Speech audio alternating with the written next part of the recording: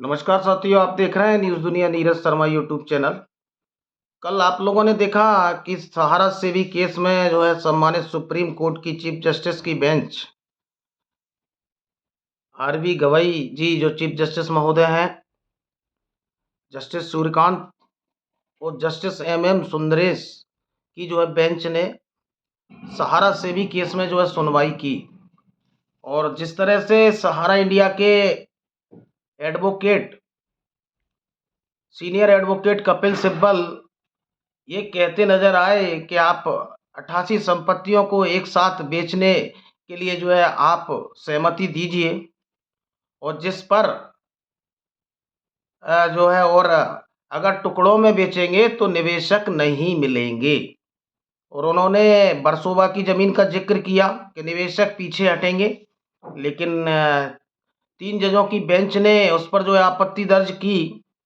और अडानी की तरफ से, अडानी प्रॉपर्टीज प्राइवेट लिमिटेड की तरफ से जो है मुकुल रोहतगी जो एडवोकेट थे, उन्होंने कहा कि हम इनकी ज़मीनों को लेने के लिए तैयार हैं।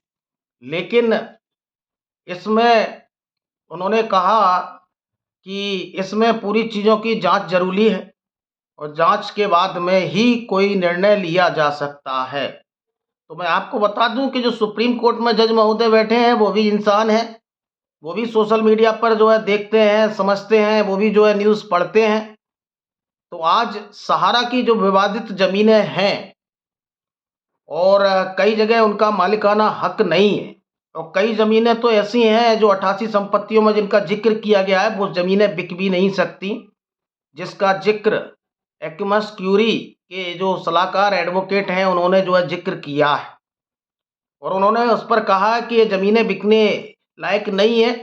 तो सहारा सेवी केस में जो निकल कर आया उसमें क्लियर जो है स्पष्ट रूप से जो है बेंच ने आदेश दिया कि आप एक्मस क्यूरी, भारत सरकार और सेबी को ये जिम्मेदारी दी गई कि इनकी पूरी ज़मीनों की एक लिस्ट का जो है लिस्ट तैयार की जाए जो गैर विवादित ज़मीनें हैं और जहां जहां विवाद है।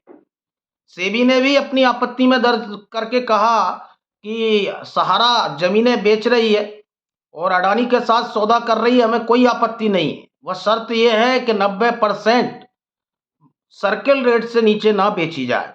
और सम्मानित सुप्रीम कोर्ट अगर आदेश देता है तो हमें कोई आपत्ति नहीं है, क्योंकि सुप्रीम कोर्ट को वो सेबी चैलेंज नहीं कर सकती। तो ये सेबी का कहना है। लेकिन इसमें पूरी जो डील है, जो पूरी प्रक्रिया है, उसमें जो है सुप्रीम कोर्ट ने एक बड़ा जो है आदेश सुना है कि इस पूरे पक्ष पर सरकार की राय भी जरूरी है, क्योंकि ये पूरा मामला है वो सहारा के करोड़ों जमाकर्ताओं को, इनके सहारा इंडिया के कर्मचारियों को प्रभावित करता है। और सरकार का इस पर क्या कहना है, तो इसमें वित्त मंत्रालय की भी राय भी मांगी गई है। तो इसमें जो स्पष्ट रूप से निकल कर आया है कि सहारा और इंडिया के जो एडवोकेट कहेंगे कपिल सिब्बल, उन सभी चीजों पर कोर्ट मोहर लगाने के लिए तैयार नहीं है। और जो गैर विवादित जमीनें हैं पहले उनको ही बेचा जाएगा, और जब कपिल सिब्बल ने कहा कि महोदय पूरी चीजों को एक साथ बेचने की जो है आदेश दीजिए, तो उन्होंने कहा देखेंगे, लेकिन पहले इन सभी की जांच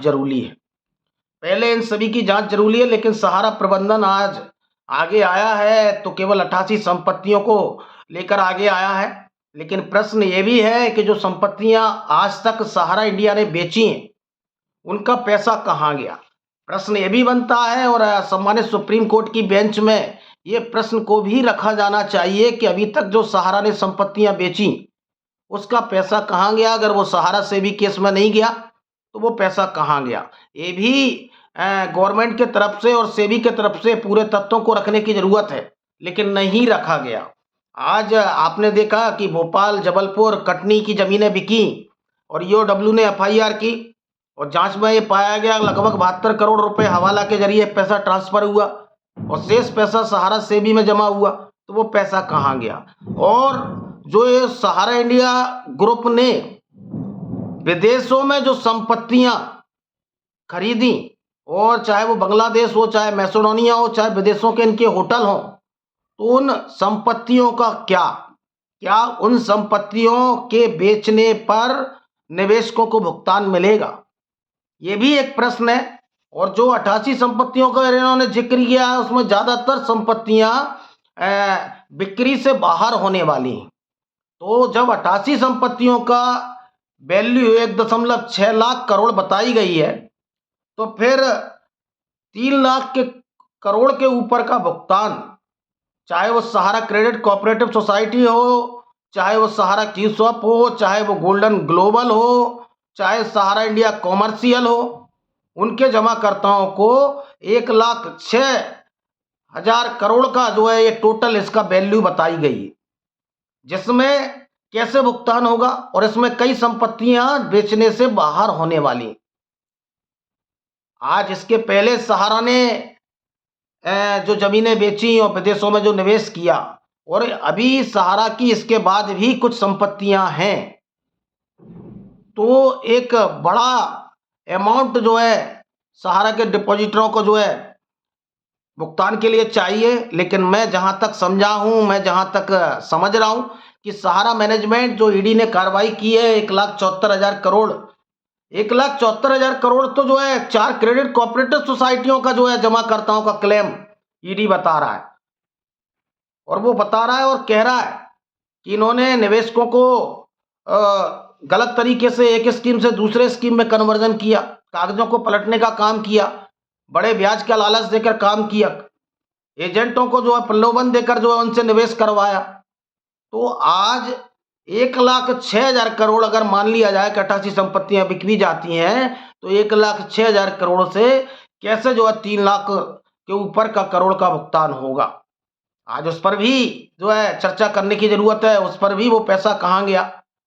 आज सहारा की जो और संपत्तियां हैं, उन संपत्तियों पर भी चर्चा करने की जरूरत है कि वो संपत्तियां कब बेचेंगी, कैसे बेचेंगी। और दूसरा मैं आपको बता दूं कि इसके साथ में आज सहारा सेबी केस में मुझे ये कहते हुए बड़ा दुख हो रहा है कि सहारा के पीड़ित निवेशकों की तरफ से बात रखने के लिए कोई नहीं था, कि आज सहारा के जमाकर्ताओं को रिफंड की प्रक्रिया कैसे जो है वापसी की प्रक्रिया कैसे आसान होगी। आज सहारा के एजेंटों का पक्ष रखने के लिए कोई नहीं था। कोर्ट कितना सैलरी बकाया है उस पर तो जो है टिप्पणी करता है, लेकिन इस देश के करोड़ों जमाकर्ताओं को भुगतान आसान और सुलभ तरीके से कैसे मिलेगा, इस पर जो है सुप्रीम कोर्ट की बेंच जो है उस पर बात करने के लिए तैयार नहीं। आज अगर सहारा मैनेजमेंट 88 संपत्तियों को बेच रहा है, तो सिर्फ इसलिए बेच रहा है कि टुकड़ों में कोर्ट केस चलते रहेंगे, इनके एडवोकेट ने कहा, और ये बेच नहीं पाएंगी और सालों साल ये प्रक्रिया चलेगी। लेकिन सहारा के चार्टकार आज लोगों को गुमराह कर रहे हैं और कह रहे हैं कि सुनवाई के बाद में आप लोगों के अकाउंटों में पैसा आने लगेगा। अभी मेरा वीडियो बनाने के पहले लगभग 2-3 कॉल आए हैं।